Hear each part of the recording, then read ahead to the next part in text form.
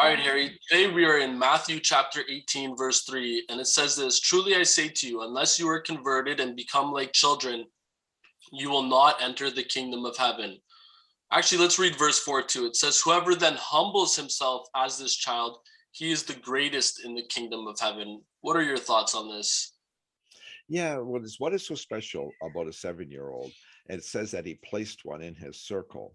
But there really is something special about well-raised young children. We've raised a lot of them, our own plus others. Young children, what's so special about them? They're honest to a fault. They're curious. They're searching for truth. They ask why. They want to understand. They hold no grudges. They're trusting and loving. These are all things that we should even be doing, right? Like think Yeah. about it, just when you say that, it's like if we're children of God, this is how our relationship would be. I especially like the one where you say they're always asking why, like why this, God, like why does that, like, if we could apply that to our life, how beautiful that would be. Yeah, and again, that comes again. That's where we're going on this. Is to if we're born again, we come like a child and start over again.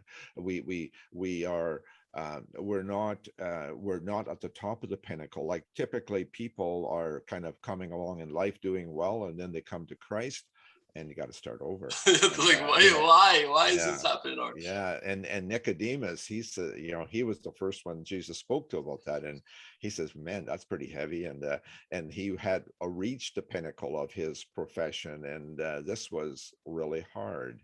And again, as we're born again, we actually do start over again. We start as a child and asked all those same questions we asked when we were children, Mhm. and and the ideal is to truly become like that. In the Christian circle, we have those that are born again really, and they are like that, and others are just trying to be like that. Actually, that's interesting when you say the difference between like having that sheep nature and dressing up your goat to act like a sheep. I was talking to someone the other day, and he said to me, "I'm really trying on this," and I gave him a different way of thinking. I said, "Well, stop trying," and he's like, when you tell someone to stop trying what they're working on, it throws them for a loop, right? And he's like, "What do you mean?" I said, "Well, I said, any time in my life, I've never had victory on trying to stop being more jealous or angry or any other sins in our lifetime. But when I became intimate with God, I could recognize the shepherd's voice, and I started knowing what he liked and just walking really close to him.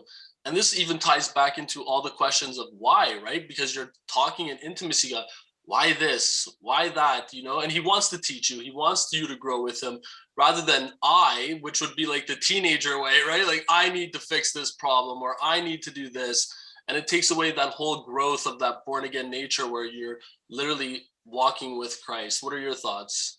Yeah, I know that. And I want to go to verse 10 also on that very thing there. It says, "Their angels see the face of my Father." And I know that that seems maybe a step away from where we were talking, but what does that really mean to you? I think it means that like we do have like a guardian angel or someone that God cares so much about us that he gives somebody helping us, guiding our path, and to be weary of that at least. What are your thoughts? Maybe I didn't explain that the best. Yeah, no, that's right. And of course we're talking about these children again. It's all part of that same story. And it says their angels see the face of my Father. So that we have those people that are children, those are born again, those children, those they actually something I don't think enough about is that you and I think it is. And that is so special to think that as we're struggling, as we're being children and born again and humbling ourselves, that that are that there's an angel that stands between us and God and actually gives us protection and direction. And I don't know what it is, but I know in my life I'm really grateful for the connection that He has sent me through the Holy Spirit, through angel connection, whatever we want to call it. It is really, really special. For It sure. And Harry, if I could add one other one, just on the why thing, right? So I got stumped last week, right? Someone asked me a question, and I'm like, okay, like they're definitely right here. Like I don't agree with the way a normal person would think about this situation. And this person was not a Christian, and I was like, wow, he's got a really good point. But I prayed and I asked God. I said, why, God, did this happen, or why was this allowed?